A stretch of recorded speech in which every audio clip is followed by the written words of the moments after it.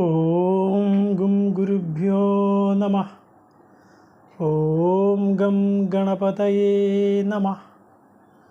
ഓം some സരസ്വത്യൈ നമഃ. കോമളം കൂജയൻ വേണും ശ്യാമളോയം കുമാരകഃ. വേദവേദ്യം പരം ബ്രഹ്മ ഭാസതാം പുരതോ മമ. എല്ലാവർക്കും നമസ്കാരം. ഇന്ന് ശ്രീമദ് ഭഗവത്ഗീത 1-ാം അധ്യായം 42 മുതൽ 47 വരെയുള്ള ശ്ലോകങ്ങൾ നോക്കാം. സങ്കരോ നരകായൈവ കുലജ്ഞാനാം കുലസ്യജ പതന്തി പിതരോ ഹ്യേഷാം ലുപ്തപിണ്ഡോദകക്രിയാഃ. സങ്കരഃ നരകായ ഏവ കുലജ്ഞാനാം കുലസ്യ ച പതന്തി പിതരഃ ഹി യേഷാം ലുപ്തപിണ്ഡ ഉദകക്രിയാഃ. സങ്കരഃ നരകായ ഏവ കുലജ്ഞാനാം കുലസ്യജ. കഴിഞ്ഞ ശ്ലോകത്തിൽ പറഞ്ഞു, ഇപ്രകാരം യുദ്ധമെല്ലാം ഉണ്ടായിക്കഴിഞ്ഞാൽ വർണ്ണസങ്കരം സംഭവിക്കും എന്ന്. വർണ്ണസങ്കരം സംഭവിച്ചാൽ ഉണ്ടാകാവുന്ന വിപത്ത് എന്താണ് എന്നാണ് അർജുൻ്റെ ദൃഷ്ടിയിൽ. സങ്കരഃ നരകായ ഏവ കുലജ്ഞാനാം കുലസ്യജ. ഈ കുലത്തിൻ്റെയും ആ കുലത്തെ നശിപ്പിക്കുന്നവരുടെയും ഒക്കെ സങ്കരം, വർണ്ണസങ്കരം നരകായ ഏവ, നരകത്തിനായിട്ട് തന്നെ ഭവിക്കുന്നു. പതന്തി പിതരഃ ഹി യേഷാം, യേഷാം ഇവരുടെ, പിതരഃ പിതൃക്കൾ എല്ലാം, പതന്തി പതിക്കുന്നു. എങ്ങോട്ട് പതിക്കുന്നു?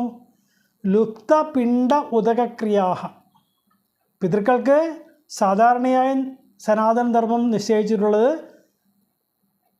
പിതൃതർപ്പണങ്ങളാണ്.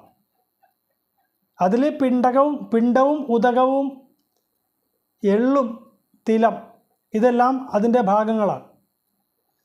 ഇതെല്ലാമാണ് ആ പിതൃവിന് ശ്രേയസ്കരമായി ഭവിക്കാനുള്ളത്, അല്ലെങ്കിൽ അവർക്ക് വിഷ്ണു സായുജ്യം ലഭിക്കുന്നതിന് ആവശ്യമായ കർമ്മങ്ങൾ. അപ്പോൾ ഈ കുലനാശകരായിട്ടുള്ള ആളുകൾ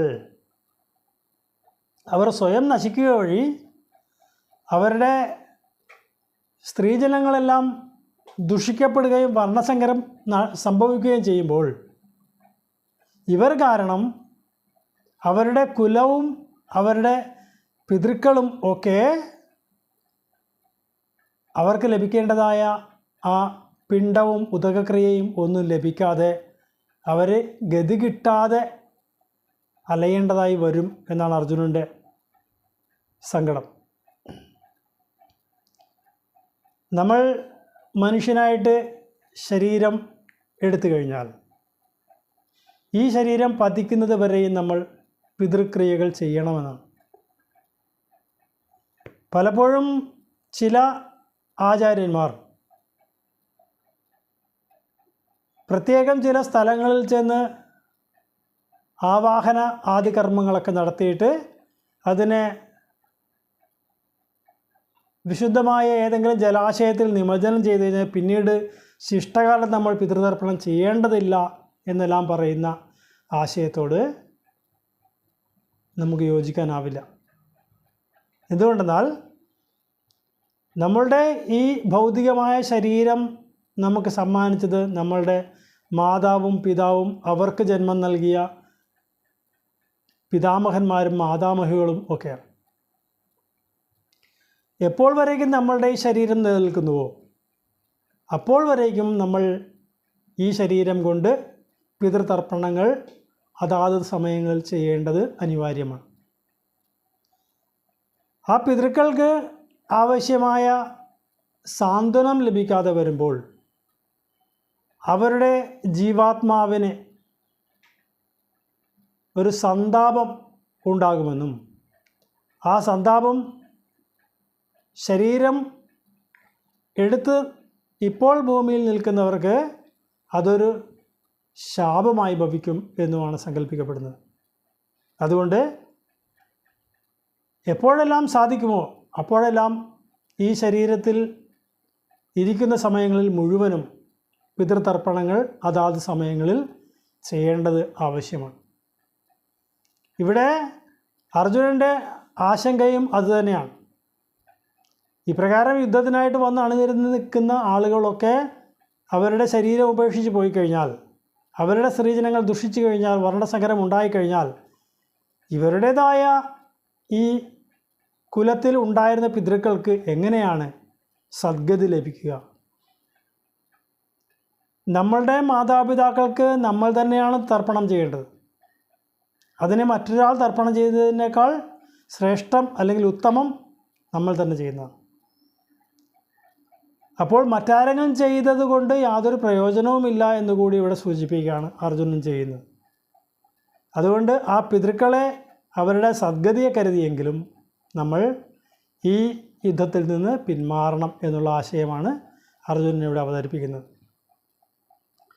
സങ്കരോ നരകായൈവ കുലജ്ഞാനാം കുലസ്യജ പതന്തി പിതരോ ഹ്യേഷാം ലുപ്തപിണ്ഡോദകക്രിയാഃ ദോഷൈരേതൈ കുലജ്ഞാനാം വർണ്ണസങ്കരകാരകൈഃ ഉത്സാദ്യന്തെ ജാതിധർമാഃ കുലധർമാശ്ച ശാശ്വതാഃ ദോഷൈഃ ഏതൈഃ കുലജ്ഞാനാം വർണ്ണസങ്കരകാരകൈഃ ഉത്സാദ്യന്തെ ജാതിധർമാഃ കുലധർമാഃ ച ശാശ്വതാഃ ദോഷൈഃ ഏതൈഃ കുലജ്ഞാനാം ഈ കുലജ്ഞാനാം കുലത്തെ നശിപ്പിക്കുന്നവരായ ഈ ആളുകളുടെ ഏതൈഃ ദോഷൈഃ ഈ ദോഷങ്ങൾ കാരണം വർണ്ണസങ്കരകാരകൈഃ വർണ്ണസങ്കരം സംഭവിക്കപ്പെടുമ്പോൾ അല്ലെങ്കിൽ അവർ മൂലം വർണ്ണസങ്കരം സംഭവിക്കുമ്പോൾ ഉത്സാദ്യന്തെ ജാതിധർമാഃ കുലധർമാഃ ച ശാശ്വതാഃ ശാശ്വതാഃ ശാശ്വതങ്ങളും കുലധർമ്മങ്ങളും ജാതിധർമ്മങ്ങളും ഒക്കെ ഉത്സാദ്യന്തെ നശിപ്പിക്കപ്പെടുന്നു. അല്ലെങ്കിൽ ശാശ്വതങ്ങളായ കുലധർമ്മങ്ങളും ജാതിധർമ്മങ്ങളും ഒക്കെ നശിപ്പിക്കപ്പെടുന്നു. ഈ യുദ്ധത്തിനായിട്ട് വന്ന് അണിനിരന്ന് നിൽക്കുന്നവരെ അർജുനൻ ഇവിടെ കുലജ്ഞന്മാരെന്നാണ് പറയുന്നത്, കുലനാശകർ എന്നാണ് പറയുന്നത്. അപ്പോൾ ഇവരുടെ അറിവില്ലായ്മ മൂലമുള്ള ഈ പ്രവൃത്തി മൂലം ഇവരുടെ അടുത്ത തലമുറയിലേക്ക് വർണ്ണസങ്കരമുണ്ടാകും. ആ വർണ്ണങ്ങളിൽ നിന്നുണ്ടാകുന്ന സന്താനങ്ങളിൽ നിന്ന് ഉണ്ടാകുന്ന പിതൃതർപ്പണങ്ങൾ അല്ലെങ്കിൽ അവർ ചെയ്യുന്ന പിതൃതർപ്പണങ്ങൾ ഈ നശിപ്പിക്കപ്പെടുന്നവരുടെ പിതൃക്കൾക്ക് സ്വീകാര്യമാവുകയില്ല, അല്ലെങ്കിൽ അവർക്ക് ലഭിക്കുകയില്ല. അപ്പോൾ ഇങ്ങനെയെല്ലാം സംഭവിക്കുമ്പോൾ ശാശ്വതങ്ങളായ കുലധർമ്മങ്ങളും ജാതിധർമ്മങ്ങളും ഒക്കെ നശിപ്പിക്കപ്പെട്ടു പോകും. അതുകൊണ്ടും നമ്മൾ ഈ യുദ്ധം ചെയ്യാൻ അർഹിക്കുന്നവരല്ല, അല്ലെങ്കിൽ നമ്മൾ ചെയ്യാൻ പാടില്ലാത്തതാകുന്നു എന്നുള്ള ആശയത്തിലേക്ക് അർജുനൻ വീണ്ടും വീണ്ടും ദൃഢമായി തന്നെ എത്തിച്ചേരുക. ദോഷൈരേതൈ കുലജ്ഞാനം വർണ്ണസങ്കരകാരകൈഃ ഉത്സാദ്യന്തെ ജാതിധർമ്മ കുലധർമാശ്ച ശാശ്വതാഃ ഉത്സന്നകുലധർമാണം മനുഷ്യാണാം ജനാർദ്ദന നരകേ നിയതം വാസോ ഭവതീത്യനുശുശ്രുമ ഉത്സന്നകുലധർമാണം മനുഷ്യാണാം ജനാർദ്ദന നരകേ നിയതം വാസഃ ഭവതി ഇതി അനുശുശ്രുമ. ഉത്സന്നകുലധർമാണം ഈ നശിപ്പിക്കപ്പെട്ട ധർമ്മങ്ങളോട് കൂടിയ ഈ ആളുകൾ, കുലധർമ്മങ്ങളോടുകൂടിയ ഈ ആളുകൾ, ഈ മനുഷ്യർ, അവർക്ക് നിയതം നരകേ വാസഃ അവർക്ക് സ്ഥിരമായിട്ട് നരകത്തിൽ വസിക്കാനേ സാധിക്കുകയുള്ളൂ എന്നാണ് ഇതി അനുശുശ്രുമ ഇപ്രകാരം ഞങ്ങൾ കേട്ടിരിക്കുന്നു. അല്ലെങ്കിൽ ഈ കുലധർമ്മങ്ങൾ ഒക്കെ നശിപ്പിക്കുന്ന ഈ മനുഷ്യർക്ക് നിരന്തരം നരകത്തിൽ തന്നെ വസിക്കുവാനുള്ള യോഗങ്ങളെ ഉള്ളൂ എന്നാണ് ഞങ്ങൾ കേട്ടിരിക്കുന്നത്. ഇപ്രകാരമുള്ള അറിവുകളെല്ലാം നമുക്ക് പരമ്പരാഗതമായി പ്രാപ്തമാകുന്നതാണ്. ഏതാണ് നല്ലത് ഏതാണ് ചീത്തതെന്നെല്ലാം നമുക്ക് നമ്മളുടെ ഗുരുക്കന്മാരിൽ നിന്നാണ് പകർന്ന് ലഭിക്കുന്നത്. ആ അറിവ് വെച്ചാണ് നമ്മൾ നമ്മളുടെ ജീവിതത്തെ മുന്നോട്ട് നയിക്കേണ്ടതും. അപ്രകാരമുള്ള അറിവിൻ്റെ വെളിച്ചത്തിലാണ് അർജുനൻ ഇങ്ങനെയെല്ലാം പറയുന്നത്. ഏതൊരു മനുഷ്യരാണോ ഇപ്രകാരം യുദ്ധം ചെയ്തവരുടെ ശരീരത്തെ നശിപ്പിക്കുന്നത് വഴി അവരുടെ കുലത്തെയും ശാശ്വതങ്ങളായ ധർമ്മങ്ങളെയും ജാതിയെയും ഒക്കെ നശിപ്പിക്കുന്ന ഇവർക്ക് നിരന്തരമായിട്ട് നരകത്തിൽ വസിക്കുവാനുള്ള അവസരമേ ഉണ്ടാവുകയുള്ളൂ എന്ന് ഞാൻ കേട്ടിരിക്കുന്നു ഭഗവാനെ. അതുകൊണ്ടും നമ്മൾ ഈ യുദ്ധം ചെയ്യാൻ പാടില്ലാത്തതാണ്. ഇപ്പോൾ ഈ അർജുന വിഷാദ യോഗം എന്ന് പറയുന്ന ഈ അധ്യായത്തിൽ പല ശ്ലോകങ്ങളിലും ഇപ്രകാരം അർജുനൻ തൻ്റെ വാദഗതികളെ ഭഗവാന്റെ മുമ്പിൽ അവതരിപ്പിക്കുകയാണ്. എന്നിട്ട് യുദ്ധം ചെയ്യാൻ പാടില്ല എന്നുള്ള ആ ആശയത്തെ പൂർണ്ണമായും സമർത്ഥിച്ചുകൊണ്ടാണ് അർജുനൻ കാര്യകാരണ സഹിതം ഇപ്രകാരം തൻ്റെ അഭിപ്രായത്തെ പറയുന്നത്. ഉത്സന്നകുലധർമാണം മനുഷ്യാണാം ജനാർദ്ദന നരകേ നിയതം വാസോ ഭവതീത്യനുശുശ്രുമ അഹോ ബദ മഹത്പാപം കർത്തും വ്യവസിതാ വയം യദ്രാജ്യസുഖലോഭേന ഹന്തും സ്വജനമുദ്യതാഃ. അഹോ ബദ മഹത്പാപം കർത്തും വ്യവസിതാ വയം യത് രാജ്യസുഖലോഭേന ഹന്തും സ്വജനം ഉദ്യതാഃ. അഹോ കഷ്ടം, അഹോ ബദ അയ്യോ കഷ്ടം, മഹത്പാപം കർത്തും വ്യവസിതാ വയം നമ്മൾ മഹാപാപം ചെയ്യുവാനായിട്ട് ഒരുമ്പെട്ടുവല്ലോ, കഷ്ടം. യത് രാജ്യസുഖലോഭേന ഇപ്രകാരം ഈ പാപം ചെയ്തു കഴിഞ്ഞാൽ നമുക്ക് രാജ്യസുഖം അനുഭവിക്കാം എന്നുള്ള ആ ലോഭം മൂലം ഹന്തും സ്വജനം ഉദ്യതാഃ സ്വജനങ്ങളെ വധിക്കുവാൻ പോലും നമ്മൾ തയ്യാറായി, കഷ്ടം. അപ്പോൾ ഇവിടെ അർജുനൻ 2 തുലാസിൽ വെച്ച് തൂക്കി നോക്കുകയാണ്. ഒരു തുലാസിൻ്റെ ഒരു തട്ടിൽ രാജ്യം നേടിയാൽ ഉണ്ടാകാവുന്ന സുഖത്തെക്കുറിച്ചും മറ്റേ തട്ടിൽ ഏത് പ്രകാരത്തിലാണോ ആ രാജ്യം നേടിയെടുക്കുന്നത്, ആരെയെല്ലാം വധിച്ചിട്ടാണോ അത് നേടിയെടുക്കുന്നത്, അവരുടെയെല്ലാം താപം, ആ പാപം, അതെല്ലാം മറുതട്ടിലും വെച്ചിട്ട് തൂക്കി നോക്കുകയാണ് അർജുനൻ ഇവിടെ ചെയ്യുന്നത്. അപ്പോൾ അർജുനനെ തീർച്ചയായും 2ാമത്തെ തട്ടാണ് താഴ്ന്നു നിൽക്കുന്നതായിട്ട് തോന്നുന്നത്, ഒരിക്കലും ആദ്യത്തെ തട്ടല്ല. കാരണം എനിക്ക് ഒരു സുഖം വേണ്ട എന്ന് വയ്ക്കാൻ നിഷ്പ്രയാസം സാധിക്കും. അതും മറ്റുള്ളവരെയൊക്കെ ദുഃഖിപ്പിച്ചുകൊണ്ടാണ് ഞാൻ ആ സുഖം നേടാനായിട്ട് ഇച്ഛിക്കുന്നതെങ്കിൽ എൻ്റെ സുഖം വേണ്ട എന്ന് വെച്ച് കഴിഞ്ഞാൽ മറ്റുള്ളവരെ ദുഃഖിപ്പിക്കേണ്ട ഒരു സാഹചര്യം വരുന്നില്ലല്ലോ എന്നുള്ള ഒരു സമാധാനമാണ് അർജുനൻ്റെ മനസ്സിലുള്ളത്. നമ്മളുമെല്ലാം നമ്മുടെ ജീവിതത്തിൽ ഏതെല്ലാം സുഖങ്ങളെ ആഗ്രഹിക്കുന്നുവോ അതെല്ലാം നേടിയെടുക്കാനായിട്ട് നമ്മൾ നിരന്തരം പരിശ്രമിക്കും. ആ പരിശ്രമത്തിനിടയിൽ മറ്റുള്ളവർക്ക് ദുഃഖമുണ്ടാകുന്നുണ്ടോ എന്ന് ഒരുവിധം ആരും തന്നെ ചിന്തിക്കാറില്ല എന്നതാണ് സത്യം. അതാണ് ഗുരുദേവൻ ആത്മോപദേശ ശതകത്തിൽ പറയുന്നത്, ഒരുവനു നല്ലത് മന്യനല്ലലും ചേർപ്പൊരു തൊഴിലാത്മവിരോധിയോർത്തിടേണം പരന് പരം പരിതാപമേകിടുന്നോരെരി നരകാബ്ദിയിൽ വീണെരിഞ്ഞിടുന്നു. ഒരുവന് നല്ലതും അന്യനെ അല്ലലും ചേർപ്പൊരു തൊഴിൽ ആത്മവിരോധി, ഈശ്വരവിരോധിയാണെന്ന് മനസ്സിലാക്കണം. പരന് പരം പരിതാപം ഏകിടുന്ന എരി, ആ ദുഃഖം നരകാന്തിയിൽ വീണെരിഞ്ഞിടുന്നു. ആ ഒരു ദുഃഖം അനുഭവിക്കുന്ന മനുഷ്യൻ ആ ദുഃഖം അയാളിൽ ഏൽപ്പിക്കുന്നയാളെ നരകത്തിലേക്ക് എത്തിക്കും എന്നതിൽ യാതൊരു സംശയവുമില്ല എന്നാണ്. കർമ്മങ്ങൾ വളരെ ഗഹനമാണ്. ഭഗവത്ഗീത വീണ്ടും വീണ്ടും ഉദ്ഘോഷിക്കുന്ന ഒരു തത്വമാണത്. കർമ്മങ്ങൾ നമ്മളെ പുനർജന്മങ്ങൾക്ക് പ്രേരിപ്പിക്കുന്നവയാണ്. കർമ്മം ശുദ്ധമാണെങ്കിലേ നമുക്ക് ശാശ്വതമായ ശാന്തിയെ ലഭിക്കുകയുള്ളൂ എന്നുള്ളത് ആവർത്തിച്ച് ഭഗവത്ഗീത ഉദ്ഘോഷിക്കുന്നതാണ്. അപ്പം അതുകൊണ്ട് കർമ്മത്തിന് വളരെയധികം പ്രാധാന്യം ഉണ്ട്. ഇവിടെ അർജുനനും പറയുന്നത് ആശയം അതുതന്നെയാണെങ്കിലും അതിൻ്റെ പിന്നിൽ മറ്റൊരു പോരായ്മയുണ്ട്. കാരണം എന്താണോ തൻ്റെ ധർമ്മം അത് ഉപേക്ഷിക്കുന്ന രീതിയിലേക്ക് അർജുനൻ ഇപ്രകാരം തൻ്റെ വാദപ്രതിവാദങ്ങളെ എത്തിക്കുന്നു എന്നുള്ളതാണ്.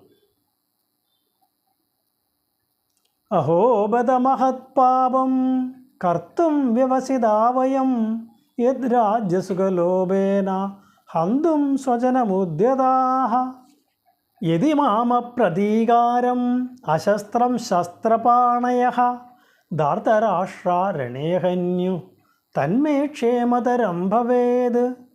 യദി മാം അപ്രതീകാരം അശസ്ത്രം ശസ്ത്രപാണയഃ ധാർതരാഷ്ട്രാः രണേ ഹന്യുഃ തത് മേ ക്ഷേമതരം ഭവേത്.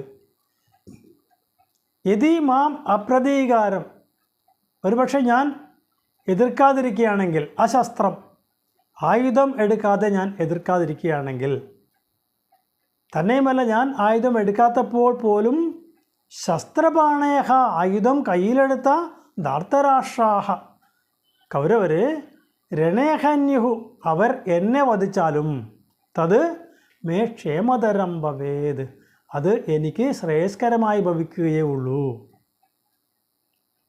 ഞാൻ യാതൊരു എതിർപ്പും പ്രകടിപ്പിക്കാതെ ആയുധവും എടുക്കാതെ നിൽക്കുന്ന എന്നെ ആയുധപാണികളായി വരുന്ന കൗരവർ വധിച്ചാൽ പോലും അത് എനിക്ക് ക്ഷേമത്തെ നൽകുകയേ ഉള്ളൂ.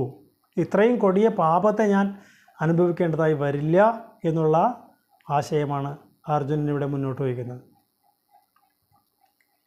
ഇവിടെ ഇത്രയും കാലം വേണ്ട വിദ്യകളെല്ലാം പഠിച്ച അർജുനൻ നിർണായകമായ ഒരു യുദ്ധരംഗത്തേക്ക് എത്തിയിട്ട് അവിടെ നിന്ന് ആ രംഗത്തിന് അഭിമതമല്ലാത്ത വിഷയങ്ങളിലേക്കാണ് ചിന്തയെ കൊണ്ടുചെന്ന് എത്തിക്കുന്നത്. എത്ര വില്ലാളി വീരനായാലും മഹാരഥനായാലും ഒക്കെ അയാളുടെ ധർമ്മം എന്താണ് എന്നുള്ള ചിന്ത അയാളിൽ ഉണ്ടെങ്കിൽ മാത്രമേ ആ യുദ്ധത്തിലേക്ക് മുന്നിട്ടിറങ്ങാനായിട്ട് സാധിക്കുകയുള്ളൂ. അല്ലെങ്കിൽ പിൻവാങ്ങി ഓടിപ്പോകേണ്ടതായിട്ട് വരും. ഇപ്രകാരം ഒരുപക്ഷെ അർജുനൻ ഈ വേദിയിൽ നിന്ന് പിൻവാങ്ങി തിരിഞ്ഞോടുകയാണ് എന്ന് കരുതുക. എല്ലാ ശ്രേഷ്ഠരായ മനുഷ്യരും ഈ അർജുനനെ പഴിക്കും, ഭീരുവാണ് എന്ന് പറഞ്ഞിട്ട്. അപ്രകാരം ഒരു യോദ്ധാവിൻ്റെ പ്രവൃത്തിയിൽ ഉണ്ടാകാൻ പാടില്ലാത്തതാണ് എന്ന് ഭഗവാൻ കുറച്ച് കഴിയുമ്പോൾ പറയുന്നുമുണ്ട്. അർജുനൻ്റെ ആ ബന്ധുക്കളോടുള്ള സ്നേഹഭാവം മൂലം അവരെ വധിക്കാൻ സാധിക്കുന്നില്ല എന്നുള്ള വികാരത്തെയാണ് ഇവിടെ കൂടുതലായും പ്രകടിപ്പിക്കുന്നത്. യദി മാമ പ്രതീകാരം അശസ്ത്രം ശസ്ത്രപാണയഃ ധാർതരാഷ്ട്രാരണേഹന്യു തന്മേ ക്ഷേമതരം ഭവേത്. സഞ്ജയ ഉവാച ഏവമുക്ത്വാ അർജുനഃ സംഖ്യേ രഥോപസ്ഥ ഉപാവിശത് വിസൃജ്യ സശരം ചാപം ശോകസംവിഘ്നമാനസഃ. ഏവം ഉക്ത്വാ അർജുനഃ സംഖ്യേ രഥോപസ്ഥ ഉപാവിശത് വിസൃജ്യ സശരം ചാപം ശോകസംവിഘ്നമാനസഃ. ഇപ്പോൾ ഈ രംഗമെല്ലാം വിവരിച്ചു കൊടുത്തുകൊണ്ട് ധൃതരാഷ്ട്രനോട് സഞ്ജയൻ പറയുകയാണ്, ഏവം ഉക്ത്വാ അർജുനഃ ഇപ്രകാരമെല്ലാം പറഞ്ഞ അർജുനൻ സംഖ്യേ രഥോപസ്ഥ ഉപാവിശത് ആ യുദ്ധകളത്തിൽ വെച്ചിട്ട് ആ തേരിൻ്റെ തട്ടിലേക്ക് അങ്ങോട്ട് ഇരുന്നു. എങ്ങനെയായിരുന്നത്? ശോകസംവിഘ്നമാനസഃ ദുഃഖം കൊണ്ട് കലങ്ങിയ മനസ്സോടു കൂടിയവനായ അർജുനൻ ആ തേർത്തട്ടിലേക്ക് അങ്ങോട്ട് ഇരുന്നു. ഇരുന്നതിൻ്റെ കൂട്ടത്തിൽ വേറെന്ത് ചെയ്തു? വിസൃജ്യ സശരം ചാപം. ഇയാൾ കയ്യിലിരിക്കുന്ന ശ്രേഷ്ഠമായ ഗാണ്ഡീവം എന്നുള്ള ധനുസും സശരം അമ്പോടുകൂടി ഈ ഗാണ്ഡീവവും ഒക്കെ താഴോട്ട് വെച്ചിട്ട് ആ രഥത്തിൻ്റെ തട്ടിലിരുന്നു. സഞ്ജയൻ ധൃതരാഷ്ട്രോട് പറഞ്ഞു കൊടുക്കുന്നതാണ്. ഇത്രയുമെല്ലാം അർജുനൻ ഭഗവാനോട് പറഞ്ഞതിന് ശേഷം ആ യുദ്ധകളത്തിൽ വെച്ചിട്ട് ഈ അർജുനൻ കരഞ്ഞ് കലങ്ങിയ മനസ്സോട് കൂടിയവനായിട്ട് തൻ്റെ ശ്രേഷ്ഠമായ ഗാണ്ഡീവം എന്നുള്ള ധനുസിനെയും അമ്പിനെയും എല്ലാം താഴെ ഇട്ടിട്ട് ആ തേർത്തട്ടിൽ ഇരിപ്പായി എന്നാണ്. തേർത്തട്ടിൽ ഇരുന്ന് കഴിഞ്ഞാൽ പിന്നെ എങ്ങനെയാണ് യുദ്ധം ചെയ്യുക? വില്ലാളി വീരന്മാരൊക്കെ വളരെ ഉയർന്നു നിന്നുകൊണ്ടാണ് യുദ്ധം ചെയ്യുന്നത്. ഇരിക്കുന്ന ആൾക്ക് എങ്ങനെയാണ് യുദ്ധം ചെയ്യാൻ കഴിയുക? അയാൾ തൻ്റെ എല്ലാ ശക്തിയും ക്ഷയിച്ചതായിട്ട് മനസ്സിലാക്കിയിട്ടാണ് ഇപ്രകാരം ആ യുദ്ധത്തിന് താൻ ഇല്ല എന്ന് മറ്റുള്ളവർക്ക് ബോധ്യപ്പെടുത്തുമാറ് ആ തേർത്തട്ടിൽ ഇരുന്നത് എന്നാണ് പറയുന്നത്. ഈ ഒരു അധ്യായം കൊണ്ട് ഈ ഭഗവത്ഗീത ഉപദേശിക്കപ്പെടേണ്ടതിൻ്റെ ആവശ്യകതയ്ക്ക് യുക്തമായിരിക്കുന്ന ഒരു പശ്ചാത്തലം ഒരുങ്ങൾ. വളരെ കാലങ്ങളായിട്ട് തയ്യാറെടുപ്പുകൾ നടത്തിയിട്ട് വന്നു ചേർന്ന ഈ യുദ്ധത്തിന് വളരെ ധീരനായിട്ട് നേരിടേണ്ടിയിരുന്ന അർജുനൻ തൻ്റെ ബന്ധുക്കളോടുള്ള സ്നേഹം നിമിത്തം മനോബലം നഷ്ടപ്പെട്ടവനായിട്ട് അപ്രകാരമൊന്നും ബന്ധുവധം ചെയ്യാൻ പാടില്ലാത്തതാകുന്നു എന്നെല്ലാമുള്ള വാദഗതികളൊക്കെ നിരത്തിക്കൊണ്ട് ഈ യുദ്ധം ചെയ്യുന്നത് ഉചിതമല്ല എന്ന ഒരു തീരുമാനത്തോടു കൂടി അമ്പും വില്ലുമെല്ലാം ഉപേക്ഷിച്ചിട്ട് ആ തേർത്തട്ടിൽ ഇരുന്നു എന്നാണ് പറയുന്നത്. സഞ്ജയ ഉവാച ഏവമുക്ത്വാ അർജുനഃ സംഘേ രഥോപസ്ഥ ഉപാവിശത് വിസൃജ്യ സശരം ചാപം ശോകസംവിഘ്നമാനസഃ. ഓം തത്സത് ഇതി ശ്രീമദ് ഭഗവദ്ഗീതാസു ഉപനിഷത്സു ബ്രഹ്മവിദ്യായാം യോഗശാസ്ത്രേ ശ്രീകൃഷ്ണാർജുന സംവാദേ അർജുനവിഷാദയോഗോ നാമ പ്രഥമോധ്യായഃ. ഓം കരചരണകൃതം വാ കായജം കർമ്മജം വാ ശ്രവണനയനജം വാ മാനസം വാ പരാധം വിഹിതം അവിഹിതം വാ സർവമേതക്ഷമസ്വ. ജയ ജയ കരുണാബ്ദേ ശ്രീമഹാദേവ ശംഭോ. കായേന വാചാ മനസേന്ദ്രിയൈർവാ ബുദ്ധ്യാത്മനൈവാ പ്രകൃതിർസ്വഭാവാത് കരോമി യദ്യത് സകലം പരസ്മൈ നാരായണായേതി സമർപ്പയാമി. ഓം പൂർണ്ണമദ പൂർണ്ണമിദം പൂർണ്ണാത് പൂർണ്ണമുദച്യതേ പൂർണ്ണസ്യ പൂർണ്ണമാദായ പൂർണ്ണമേവാവശിഷ്യതേ. ഓം ശാന്തി ശാന്തി ശാന്തി.